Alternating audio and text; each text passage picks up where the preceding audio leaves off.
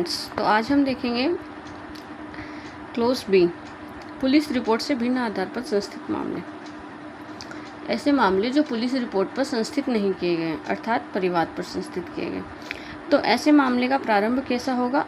अभियोजन के साक्ष्य से ऐसे मामले का प्रारंभ होगा।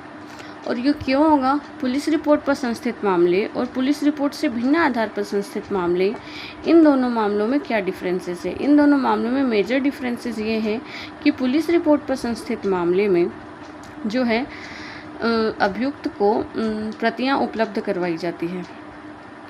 पुलिस रिपोर्ट हो गई, दस्तावेज की प्रतियां हो गई, ये उपलब्ध कराई जाती है जिससे कि अभियुक्त अपनी प्रतिरक्षा कर सकता है। और इसी के साथ ही न्यायालय को इस बात की आसानी हो जाती है कि अभियुक्त पर किस बात का अभियोग है। ठीक है, जैसे हम कल पढ़ के आए थे कि धारा 230 का अनुपालन, तो 230 में जो डॉक्यूमेंट्स थे वो पुलिस रिपोर्ट में दिए जाते हैं। तो इसमें मजिस्ट्रेट 230 के डॉक्यूमेंट्स को देखने के बाद अभियुक्त को सुनवाई का अवसर देने के पश्चात मजिस्ट्रेट के पास ये राइट क्या मजिस्ट्रेट के पास मतलब इतनी समझ परिपक्व हो जाती है मामले को देख के कि अभियुक्त व्यक्ति को उन्मोचित किया जाना चाहिए अथवा नहीं। अब इसमें पुलिस रिपोर्ट से भिन्न आधार पर संस्थित जो मामले हैं ना, इसमें मजिस्ट्रेट के पास कोई आधार नहीं होता, कोई डॉक्यूमेंट्स नहीं होते जिसे देख के वो मामले को समझ सके। इसलिए इसका जो प्रारंभ है वो अभियोजन के साक्ष्य से किया जाता है। अभियोजन अपने पक्ष में साक्ष्य प्रस्तुत करेगा कि भाई ये मैटर हुआ है। तो इसे हम समझते हैं अब क्लियर तरीके से।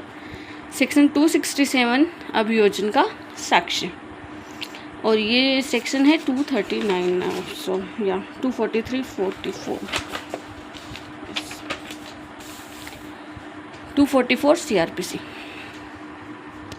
अभियोजन का साक्ष्य, तो जब पुलिस रिपोर्ट से भिन्न आधार पर संस्थित किसी वारंट मामले में मजिस्ट्रेट के समक्ष अभियुक्त हाजिर होता है या लाया जाता है, तब मजिस्ट्रेट क्या करेगा? अभियोजन को सुनने के लिए और ऐसे सभी साक्ष्य को लेने के लिए अग्रसर होगा जो अभियोजन के समर्थन में पेश किया जाए। तो मजिस्ट्रेट ऐसे सभी साक्ष्य को लेने के लिए अग्रसर होगा जो कि अभियोजन अपने समर्थन में पेश करे। इसका क्लोज सेकंड कह रहा है कि मजिस्ट्रेट अभियोजन के आवेदन पर उसके साक्ष्यों में से किसी के हाजिर होने या कोई दस्तावेज या अन्य चीज़ पेश करने के लिए समन जारी कर सकता है।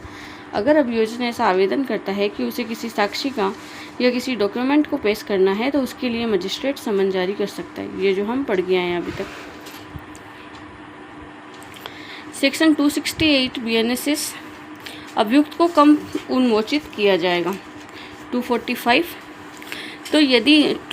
CRPC, यदि धारा 267 में निर्दिष्ट सभी साक्ष्य को लेने के पश्चात मजिस्ट्रेट का ऐसे कारणों से जो लेखबद्ध किया जाए ऐसा विचार है कि अभियुक्त के विरुद्ध कोई मामला सिद्ध ही नहीं हो रहा है, तो वो अभियुक्त को समुचित आधार होने पर, उसकी दोष सिद्धि के लिए समुचित आधार होने पर अभियुक्त को उन्मोचित कर देगा।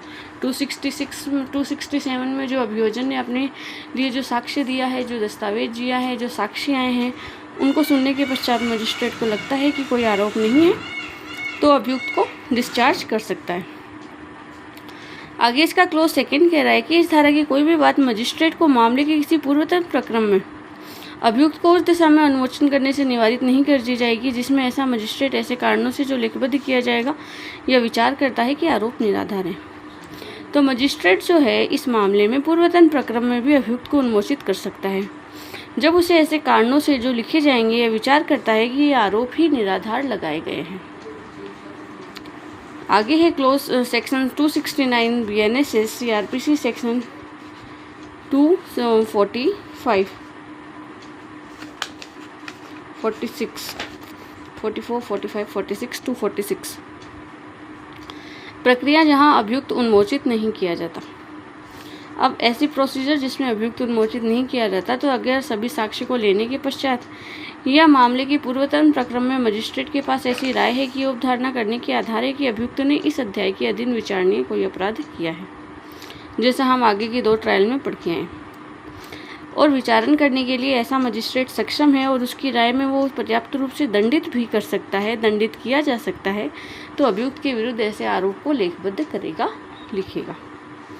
फिर अभियुक्त को ऐसे आरोप को पढ़कर सुनाया जाएगा क्लोज सेकेंड में और उससे पूछा जाएगा कि क्या वह दोषी होने का अभिवाद करता है या विचारण किए जाने का दावा करता है।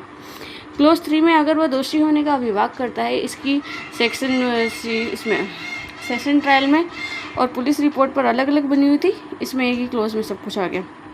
दोषी होने का अभिवाद करेगा तो उसे दोष सिद्ध कर देगा, और यदि वह दोषी होने से इनकार करता है या दोषी होने का अभिवाद नहीं करता या विचारण किए जाने का दावा करता है या अभियुक्त को उपधारा 3 के अधीन दोष सिद्ध नहीं करता मजिस्ट्रेट, तो यह अपेक्षा की जाएगी कि वह अगली सुनवाई के प्रारंभ में मजिस्ट्रेट उन कारणों को जो लेखबद्ध करे न्यायालय के समक्ष हाजिर हो, जो तत्काल बताए कि अभियोजन के उन साक्षियों में से जिनका साक्ष्य लिया जा चुका है उनमें से किन से वह अपनी क्रॉस एग्जामिनेशन करना चाहता है और किससे करना चाहता है, तो किस पर्सन से करना चाहता है, क्या वो करना चाहता है क्रॉस एग्जामिनेशन या नहीं करना चाहता, और अगर करना चाहता है तो किससे करना चाहता है।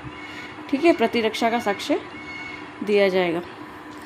यदि वह कहता है कि वह ऐसा चाहता है तो इस निमित्त साक्षियों को पुनः बुलाया जाएगा, और यदि अभियुक्त कहता है कि वह क्रॉस एग्जामिनेशन चाहता है तो साक्षियों को पुनः बुलाया जाएगा और उनकी प्रतिपरीक्षा और पुनः परीक्षा करने के पश्चात उनको उन्मोचित कर दिया जाएगा। वे साक्षियों को उन्मोचित कर दिया जाएगा। क्लोज 6 इसका कह रहा है कि फिर अभियोजन के किन्हीं शेष साक्षियों का साक्ष्य लिया जाएगा। अभियोजन की कोई और साक्षी बचे हैं तो उनका साक्ष्य लिया जाएगा और प्रतिपरीक्षा के और पुनः परीक्षा के पश्चात वे भी उन्मोचित कर दिए जाएंगे। फर्स्ट में 5th क्लोज में तो ये है कि अभियुक्त ने जिनको बोला है कि इन साक्षियों को बुलाओ, उनके लिए उनकी क्रॉस एग्जामिनेशन और री एग्जामिनेशन की जाएगी और फिर उनको डिस्चार्ज कर दिया जाएगा। और जिनको अभियुक्त ने नहीं बुलाया है और भी साक्षी बच गए हैं तो उनकी भी फिर से री एग्जामिनेशन और क्रॉस एग्जामिनेशन की जाएगी।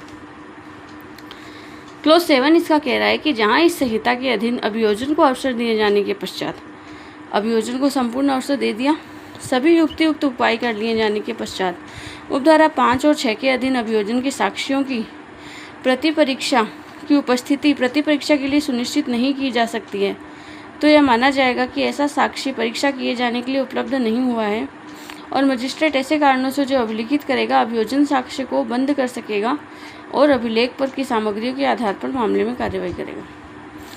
अगर अभियोजन की कोई साक्षी है, ये क्लोज इसमें तो उन दोनों ट्रायल से अलग है, डिफरेंट है, कि अगर अभियोजन की कोई साक्षी हैं, उन साक्षियों की प्रतिपरीक्षा नहीं हुई है, क्रॉस एग्जामिनेशन नहीं हुए, तो उनके द्वारा जो साक्ष्य दिया गया है ना, उन साक्ष्यों को मजिस्ट्रेट जो है ऐसे कारणों से कि भाई ये क्यों नहीं आए, को काटने का कोई रीजनेबल डाउट है तो अलग बात है, अदरवाइज़ एक तरीके से शंका के घेरे में ही आ जाएंगे वो कि उन्होंने क्रॉस क्यों नहीं करवाई, तो अभियोजन के साक्ष्य को बंद कर देगा और अभिलेख पर जो सामग्री मिली है ना, जो दस्तावेज में मिली है, उनके आधार पर ही कार्यवाही करेगा।